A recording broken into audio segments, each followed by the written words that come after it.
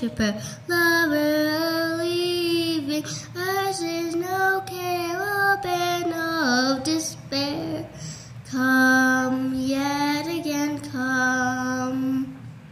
Come, come, whoever you are, wonder, worshiper, lover of leaving. Ours is no care or pain of despair. Come yet again, come. Come, come, whoever you are, wonder, worshiper, lover of leaving. Ours is no care or pain of despair. Come yet again, come.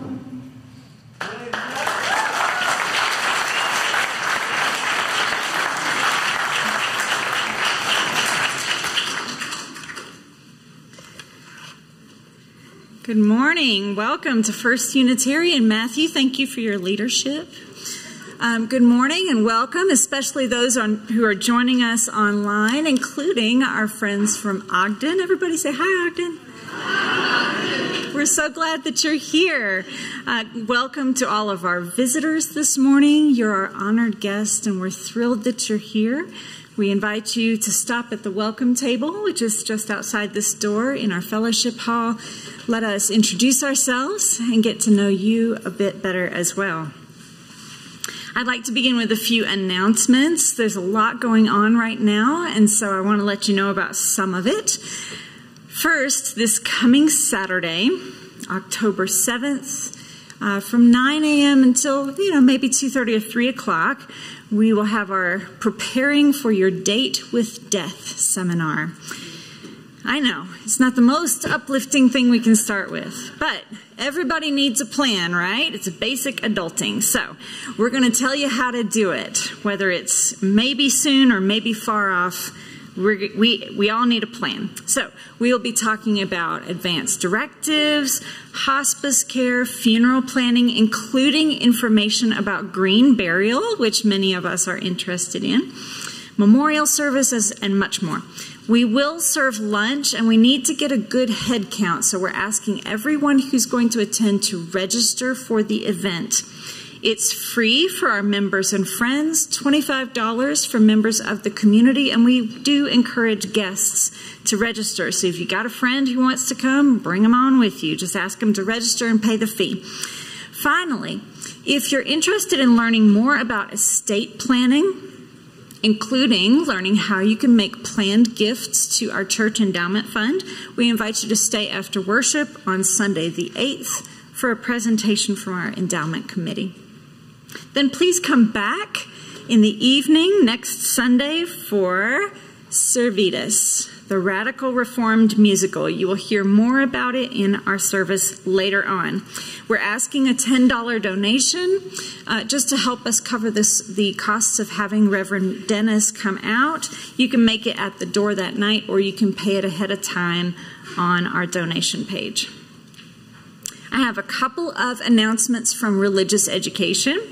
First, do we have any fiery penguins in the house? Fiery penguins, fiery penguins. Yes, also known as our 5th and 6th grade RE group. They're holding a book drive to promote literacy in our community, and they would love to have your help. You can donate new and gently used books for all ages, and you can bring those in the next 2 weeks and drop them in the donation bin in Little Chapel. You have until the 15th, so the next 2 Sundays. Please bring your books and don't forget. Next, we are known for our lifespan sexuality education program called Our Whole Lives. It's an amazing program that we offer here, and we're very proud to be holding an in-person training for our program here the first weekend in November. It's a very big deal.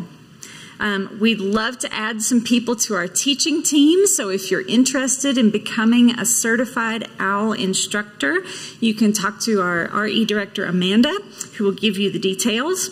But even if this is not the right time for you to become trained, it costs a lot of money to bring trainers from outside of our community. If we fly them in, we put them up for the weekend, and so we'd love it if you can financially contribute to support that training, and Amanda can give you details about that as well. Well, I reckon that's all the announcements for now. We're ready to begin our service. We'll light our chalice. Today we light it for our living tradition and for our Unitarian and Universalist ancestors, for the proud legacy, complicated legacy that they have bequeathed to us. We light it for our unfolding revelation. Our faith denies the assertion that all that is true has already been revealed. We open ourselves to new learnings about gender, about race, about class, and much more. And we welcome those who are on the vanguard of such revelations. As we light our chalice, we are reminded of our responsibility to carry the flame forward, bringing with us the passion for justice, leaving behind the mistakes and missteps of the past as we inspire new generations to follow their conscience.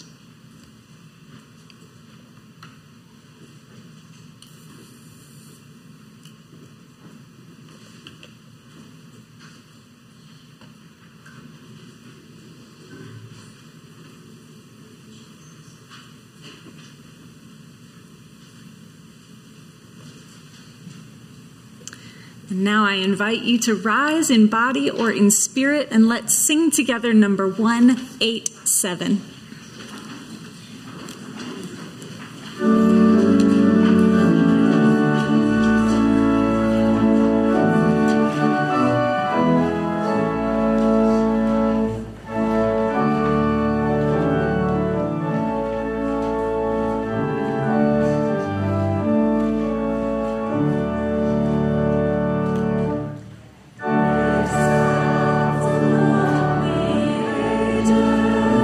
So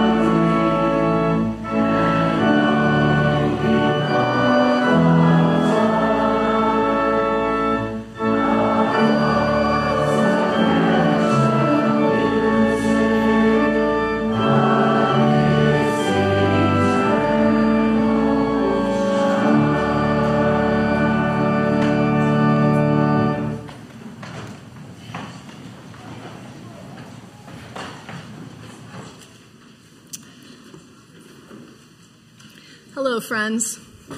Good morning. If you have been here for the past couple of years, you may have seen a lay minister preach a little mini sermon from the pulpit. The lay minister program was started by our interim minister, Reverend Ian White-Mayer, and it was so beloved that I said that I wanted to continue. And so I'm so excited that today we are going to have our first lay minister of the season. And what the lay ministers program is one of you, a congregant, is asked to perform this role for 1 year. And what they do is write little mini 5-minute sermons and then deliver them as part of service. So I'm excited to welcome up Don Walton, our first lay minister of this church year, who will be preaching on this month's lay minister topic, which in honor of October is fear. Let's welcome Don up to the pulpit.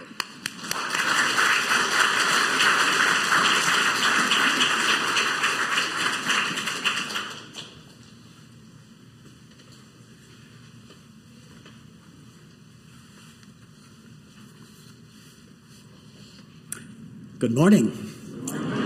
I'm Don Walton. From a very young age, like first grade, I always wanted to be a Catholic priest. Our parish church was a Franciscan monastery. Catholic masses are known for their liturgy and for their ritual, but mass in a monastery has pomp and ceremony not usually seen in a parish church. As a child, for some reason, I was really taken with this near otherworld experience. In grade school religion classes, there was the catechism with the questions and answers that you had to memorize. It made these religious beliefs so much easier to understand. My interest in becoming a priest grew stronger all the way through grade school. It became kind of part of my identity.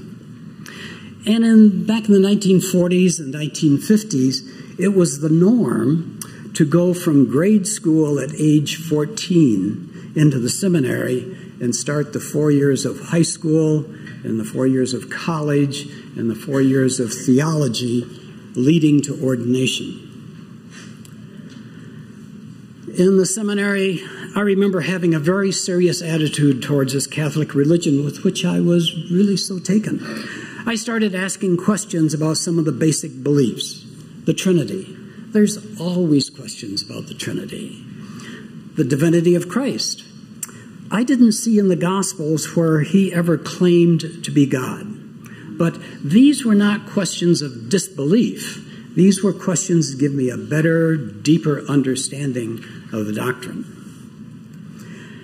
But in my 4th year, there was a sermon given by a priest who also taught chemistry at the seminary, and his talk was on transubstantiation. This is the high point of the Mass where the priest changes the bread and wine into the body and blood of Christ. Now, I had always considered this to be kind of symbolic, kind of a re-celebration of the Last Supper. But Father Fernier was very emphatic and very clear. This is not symbolic. The words that the priest says at Mass changes the substance of the bread and the substance of the wine into the substance of the body and blood of Christ. Now, maybe I misunderstood him, but he seemed to be pretty clear. And it was a couple weeks later in our regular religion class that the issue came up again. And Father Link said almost exactly the same thing that Father Fernier had said. So my interpretation, my understanding of this newfound knowledge was that I don't have the power to do this transformation now, but when I got ordained, I would have it. And I couldn't transfer or transform the substance of anything else, just these two things, bread and wine. And so I felt that if I were ordained, I could not in good conscience say a daily Mass under my set of beliefs that were so radically different from everyone else's. I gave this a lot of thought. This was the only thing I ever wanted to do with my life, but at the end of the semester, I left the seminary. Now, people are always interested in why one gives up the idea of becoming a priest. My problem was I couldn't bring myself to tell these good Catholics that if I were a priest, I did not have that transforming power. It was kind of like telling kids there was no Santa Claus. Now, I was not out to persuade anyone of my personal heresy. I told no one of my misgivings of this. I didn't tell my spiritual director. I didn't tell my parents. I didn't tell my classmates. The only thing I said was, I just decided the priesthood was not for me. So I left, went into college. Over the years, the layers of Catholic doctrine began to dissolve away. But they accelerated after I read this book by the French philosopher Jean-Paul Sartre. And he wrote that people in organized religions can fall back on the authority of their church leaders to establish the moral standards of what's right and wrong and what to believe. But the atheist has no such authority and has, as a result, some anxiety about the standards they've set up for themselves. Well, I was willing to try this moral experiment for a month, set my own moral and ethical standards in what I believed. And at the end of the month, having exercised that responsibility, I couldn't go back. For several years after that, I was on my own and by myself in this new belief that I'm in charge here. Then in 2008, I moved to Salt Lake City to be with my daughter and grandson. And here I found this church. I found a tribe that shares my beliefs, and I found a new home. Thank you.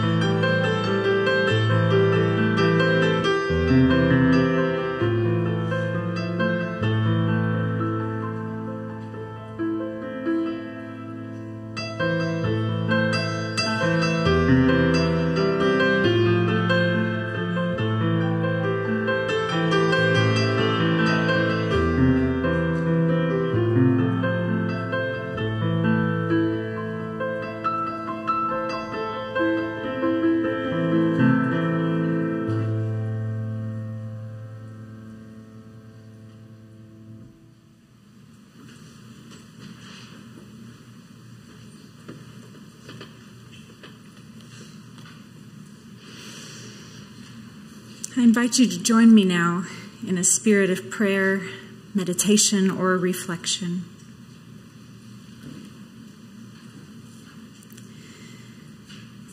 Spirit of life, we invoke you this morning, coming to us now as the autumn breeze, the soft rain that cools the air and nurtures the earth, the lengthening shadows outside, and the lighting of the hearth fires inside. We welcome you, Spirit of Fall. There are those of us who welcome you with open arms, unpacking our sweaters, knitting cozy things to wear, pumpkin spice everything. Some of us are hustling to get the last produce in from the garden, get the canning put up, clean up the plots and planting boxes, everything inside before the snow flies. Then there are those of us who do not welcome the shorter daylight hours or the cold. Our bodies or our minds know the winter nights to be long and dreary, the sidewalks to be treacherous, the holidays to be overcast with a pall of grief. May there be comfort for all, the comfort of community, the warmth of friendship not forgotten. May we remember to check on each other. Just as we cultivated the earth during the warm days, may we remember to cultivate relationships during the cold ones. Remind us, Spirit, to look for the light, the glimmer of candles, the spooky glow of the jack-o'-lantern, the twinkling of holiday lights, the rising sun which never fails us, the moon which guides us through the night. Remind us to laugh as the wind lifts us off our feet, to marvel at the changing colors, to be grateful for the vastness of the beauty which surrounds us. May it be so.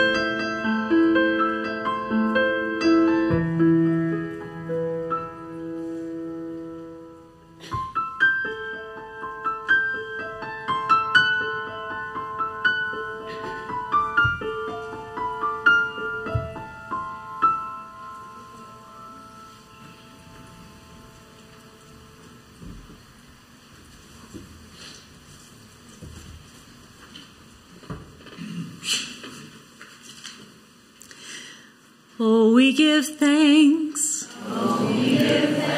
for this precious day, for all gathered here, and those far away, for this time we share, with love and care. Oh, we give thanks, for this precious day. Now is the time when we gratefully accept our offertory. As the ushers come around with the offering baskets, we encourage you to give your financial support to our church as it lives ever more fully into its mission. Thank you, and please take time to greet one another as well.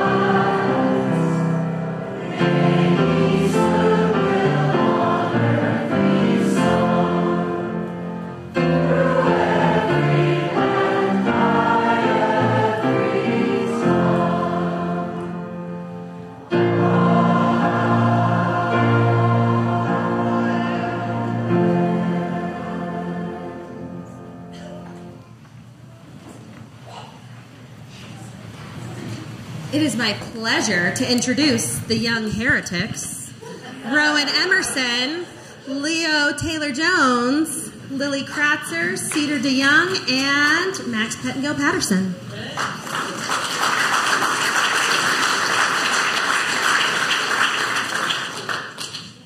Today we gather as Unitarian Universalist children to explore the idea of being a heretic, a term that celebrates our unique beliefs and encourages us to question, learn, and grow. Let us reflect together on the beauty of our individual paths and the courage to be true to ourselves. We are Unitarian Universalists, a diverse and inclusive community, celebrating our individuality, learning, and unity. In our faith tradition, being a heretic means being a free thinker, questioning what we're told, and exploring beliefs that linger.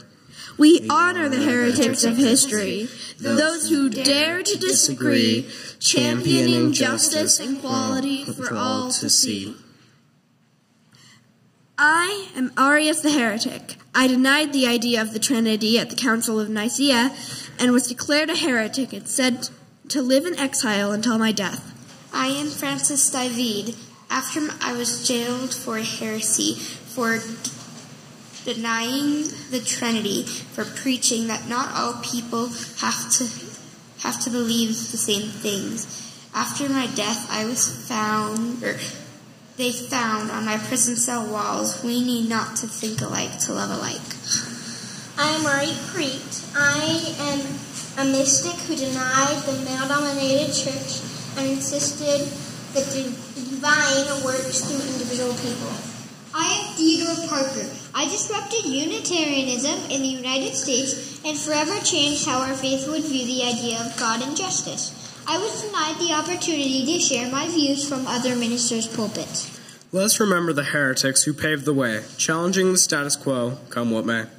We are heretics too, embracing our unique views, knowing that our differences enrich our spiritual hues. Our faith is a tapestry woven from threads diverse. In a web of life, we each play a vital verse.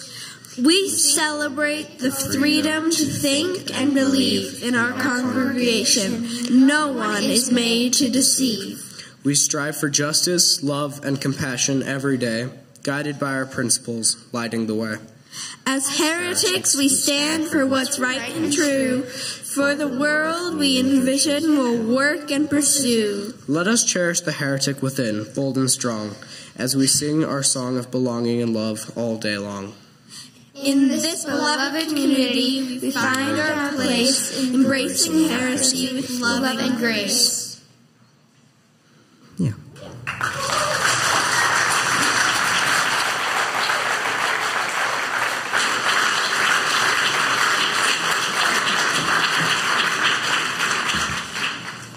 Thank you, young heretics. What a great band name. So, I'm just curious, who here has been called a heretic? A few of you? Oh, a few more. Well, I have been called a heretic before, shockingly. But, you know, the really weird thing is that it's only been in the past couple of years. And it's almost entirely online. So you know it's legit, right? So I don't know if you know this, because I didn't know this, but on certain social media platforms, all you need to do is look like a woman and be a minister to get spammed with hundreds of random strangers calling you a heretic. I know. These modern-day virtual inquisitors are strikingly unoriginal in their comments. Shocking, I know. Usually they quote a debunked Bible verse like 1 Timothy 2:12, in which a writer who scholars agree was absolutely not Paul of Tarsus says, "Suffer not a woman to teach, nor to usurp authority over a man, but to be in silence.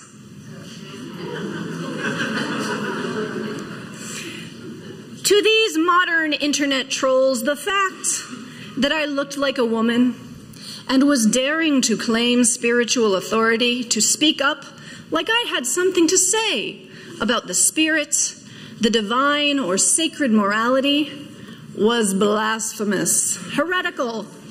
It went against their orthodoxy. Now, to be honest, you would think that they would be even more weird about the fact that I actually identify as non-binary, which is in all my profiles so they could see it, but I think that it just went right over there. To them, I was a woman who was speaking with ordained authority, and that was bad enough to incur the wrath of 400 witch-burning memes.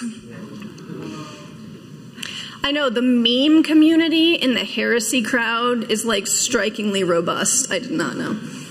So to us progressives, dare I say, us enlightened UUs, this overt misogyny and love of orthodoxy seems antiquated and maybe even a little quaint. Or at least it would seem quaint if it wasn't also a little scary. After all, in a lot of ways, we are a religion of heretics, right?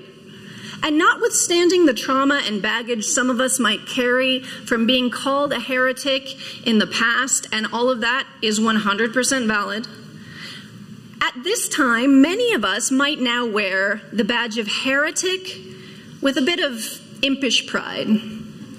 After all, as we heard from the young heretics, heretics think for themselves. Heretics buck the status quo. Heretics are individuals in a world of sheep.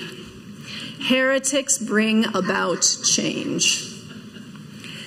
Our faith's history is tied up inextricably with the history of heresy itself. Did you know that the very first heretic ever was a Unitarian? Somebody did? I love it. Well, he maybe not a Unitarian in name, but definitely in theology. In fact, that was the whole thing. The 4th century presbyter Arius popularized a theology that envisioned God as one supreme being, with Jesus, the Son, emanating from God rather than coexisting with God as part of the same God stuff. God stuff is actually like the technical term. Like, I didn't make that up. Other theologians, like Athanasius of Alexandria, liked the concept of the Trinity, saying that God was a 3-in-1, like a men's body wash. Only instead of soap and shampoo and conditioner, God was Father, Son, and Holy Spirit all in one non-drying formula. So that's what Unitarian means. Originally, it was the belief that God was only one being and a rejection of the confusing concept of the Trinity. Anyway, that's for another day. Back to the 4th century. Back then, there was no Christian orthodoxy because Christianity was relatively new and kind of underground. There were really just groups of people who were doing different forms of Christianity, and they all had their own rules and norms and theologies and understandings of Christ, and sometimes even different gospels. But the Emperor Constantine became annoyed by all these different groups of Christians. Since they didn't agree, they were squabbling and arguing and fighting with each other, and Constantine did not like unrest and squabbling in his empire. Because when people are fighting, they're not going to pay their taxes. So he called the Council of Nicaea. The purpose of this council was to once and for all develop a single theology that all Christians would agree upon. This was the first Christian orthodoxy, which means right opinion. Christian presbyters and leaders from all over the empire gathered to argue over the nature of God. Legend has it that St. Nicholas, Santa Claus himself, punched a guy in the face. Theological discourse was much more exciting back then. I'm a little sad about it. But long story very short, Arius lost, Athanasius won. The Trinity was established as the first Christian orthodoxy, and therefore Arius, the Unitarian, was the first Christian heretic. Arian was banished, 4th century canceled, and Christian orthodoxy was established. Fast forward to medieval Europe. Catholicism reigned supreme as the arbiter of orthodoxy. This went on for centuries until 1517, when, according to the tales, a disgruntled German priest named Martin Luther nailed a manifesto to a church door outlining all his problems with the church in power. You might have learned this in school if you're a little older like me, but to recap, the Catholic Church had been selling indulgences for cold, hard, earthly cash that promised to get people into heaven faster. Luther thought that this was messed up. And so, contrary to the Catholic stance that people could be saved by faith and works, which in this case they conveniently interpreted to mean paying the Catholic Church to get you into heaven, Luther said, nah, only God can grant salvation, and people aren't saved through earthly works, but only faith. This was heresy. But it started the Protestant Reformation, and it was the jumping off point for the many sundry Protestant denominations, many of which still survive today. At around the same time, King Henry VIII was having his own little heresy party with Anne Boleyn. They split off from the Catholic Church over the heresy of divorce. Scandalous. But unfortunately, once the heretics form their own movement with their own orthodoxies, they often become the oppressors. And centuries later, a stuffy, prudish, wet blanket group of heretics would feel that oppression profoundly. The Puritans, our Unitarian forebears, were considered to be heretics by the Church of England and treated as second-class citizens because of it, similar to Quakers and other so-called heretical groups. So as our Eurocentric history books like to tell us, the Puritans set sail to America, where they could be free to practice their own version of Christianity. Of course, once the Puritans were in charge of their own orthodoxy, their version of Christianity included the Salem witch trials, hanging people of different faiths, and absolute atrocities against Native people that I'm not going to describe in too much detail because this is an intergenerational service. As more white settlers arrived and colonized what is now called the United States, the Enlightenment burst onto the scene and helped birth the American democratic ideal of individualism. No wonder then that America began to love the heretic. We had celebrated heretics everywhere, breaking away from their tradition of origin and starting their own religions left and right. There were our Universalist founders, John and Judith Sargent Murray, Hosea Ballou and Caleb Rich. There were charismatic Great Awakening and revivalist leaders like Jemima Wilkinson and Ann Lee. There were our transcendentalist great-grandparents, Emerson, Thoreau, Alcott, people like that. And of course, our buddy, our friend, Joseph Smith. Perhaps the most successful American heretic of all time. As the idea of American individualism bloomed into its full flower, the heretic became an heroic figure, someone who follows their heart, their own understanding of the divine, or lack thereof, and moves the world forward by their fearless truth-telling. So when I say that Unitarian Universalism is a religion of heretics, I say that with a good amount of pride. After all, we are an American religion, one that values the individual's search for meaning, full of individuals who follow their own inner light to their own sense of truth. And through that truth, ideally, we strive to make our world and our communities better. Though, I do want us to remember that once heretics convene and gain enough power, even the relative power of the congregation, they become the keepers of the new orthodoxy. Now that's a bad word for us UUs, isn't it? We don't want to think that we have orthodoxy. Deeds, not creeds, right? That's our whole thing. We have freedom of belief. I would argue, though, that though we may not have a catechism or even much explicit orthodoxy, if we think about it, we might be able to name some implicit orthodoxies in Unitarian Universalism.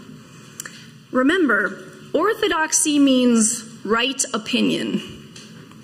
What are some unspoken right opinions that we UUs are supposed to have? Everything on MSNBC, right?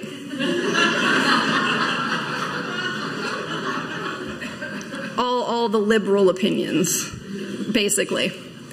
And I mean, I know there's like nuance and then there's like the infighting, but like that's our accepted orthodoxy. And so now, since we do have orthodoxies, that begs the question, who are our heretics? And how do we deal with them? So, thought experiment, come with me here. If we place ourselves in the role of the keepers of orthodoxy, which, even as a religion of heretics, we are, by virtue of being here together with a certain amount of institutional power, we have to consider that there may be heretics that we shun or shame who, in retrospect, may have been great teachers. So let's say, in our case, a heretic is someone who lies outside of our belief system significantly. Someone who is beyond problematic. They absolutely do not have the right opinion. Maybe they're even conservative. I know, heresy. But bearing in mind that throughout history, heretics sometimes prove to be great teachers, I wonder if we might think about what we can learn from those who we have dismissed as worthless, as so wrong-headed that they are barely human because of their conservative beliefs. And again, I feel like I need to say this. I am not saying we need to agree with them. I am saying we can perhaps learn a thing or two. For instance, if we want to continue this admittedly silly thought experiment, I find that conservatives are generally much better at taking care of their immediate communities than liberals are. Oh, I see some nods.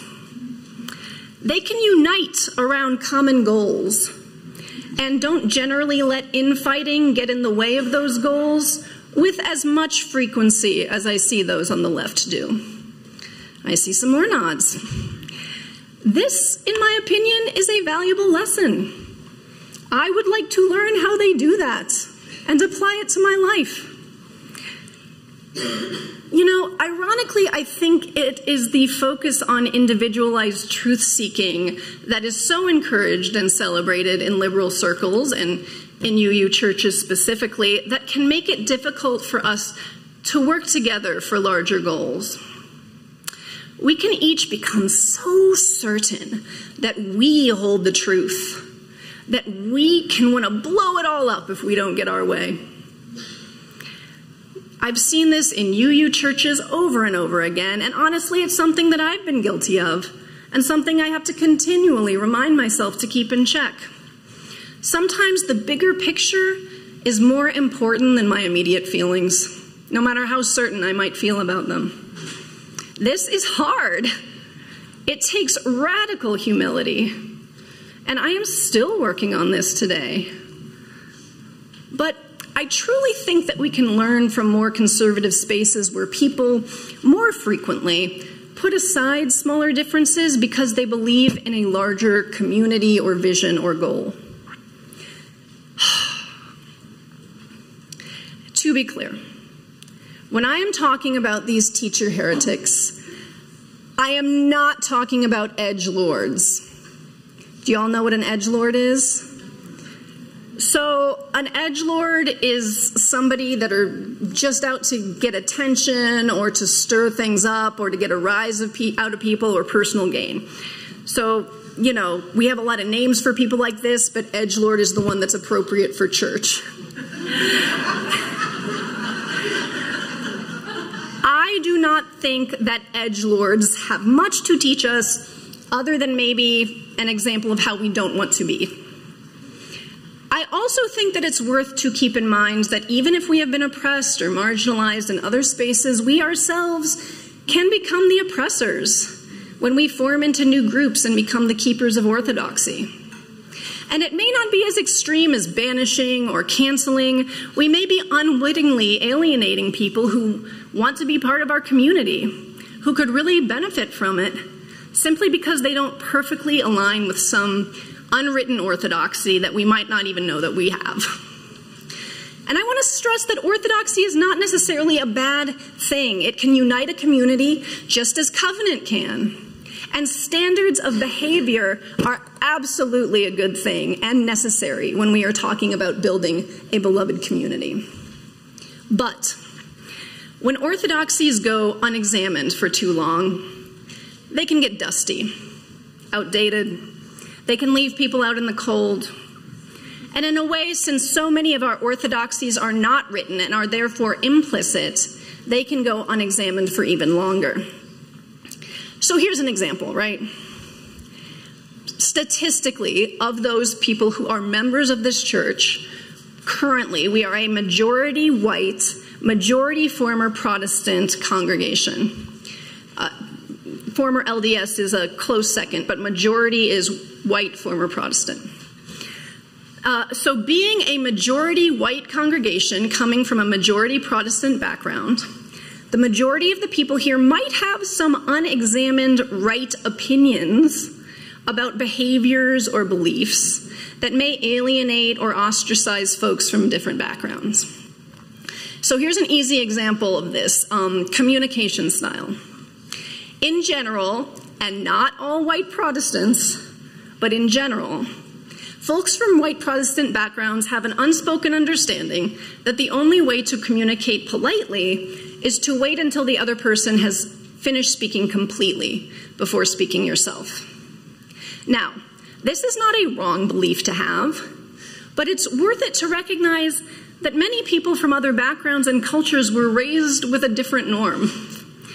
In these modes of communication, it's normal to begin speaking before the other person has finished. It signifies engagement in the conversation and nurtures a co-creative spark. And I just have to say that if you were at the dinner table of the Italian side of my family and you waited for there to be silence before you started speaking, you were just never going to talk. So this is only one example, right?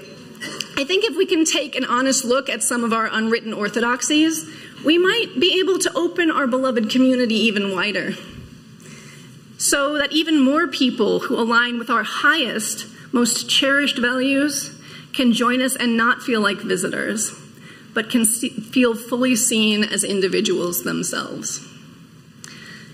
Just like our covenants, our orthodoxies define us. I encourage us to start examining what unspoken orthodoxies this community may be holding. And I encourage an honest conversation about which may be beneficial and serve our larger goals, and which may be holding us back or keeping people out. Who do we want to be? Who do we want to welcome? What work do we want to do in the world? May we continue to ask these questions together as we live into our ever-growing beloved community. May it be so. Amen. Now, if you can't get enough of heresy, I am excited to reiterate that this coming Saturday we will be hosting the Reverend Dennis McCarty performing his one-person show, a musical about Michael Servetus, who we haven't heard about yet. He was a Unitarian Reformation-era heretic who was burned at the stake. And yes, we will be setting Reverend Michael on fire there. Reverend Dennis, sorry about that. It's going to be a great event, and I hope you can all join us. And just to whet your appetite a little bit, we're happy to present a little sample of the show right now. This is Godspeed from Servetus, a radical reform musical.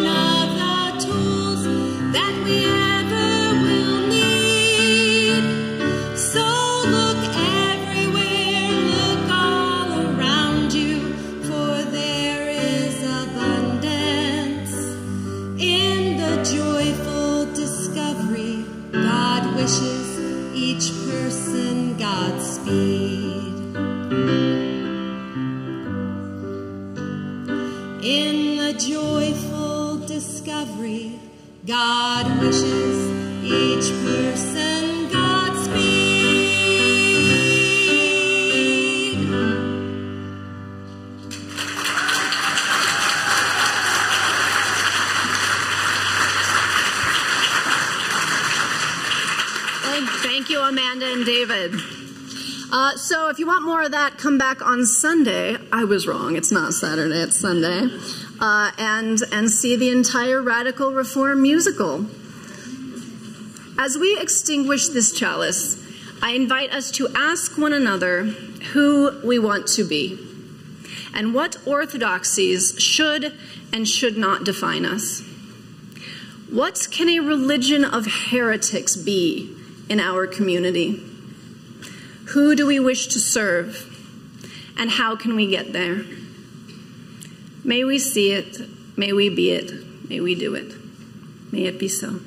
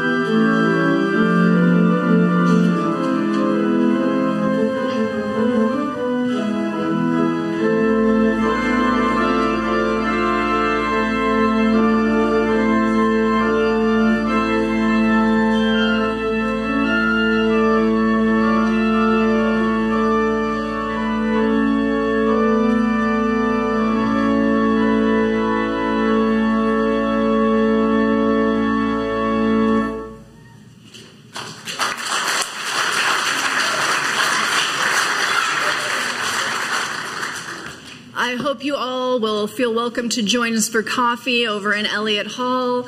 If you're new, I invite you to visit our welcome table and look forward to talking to you. Go forth.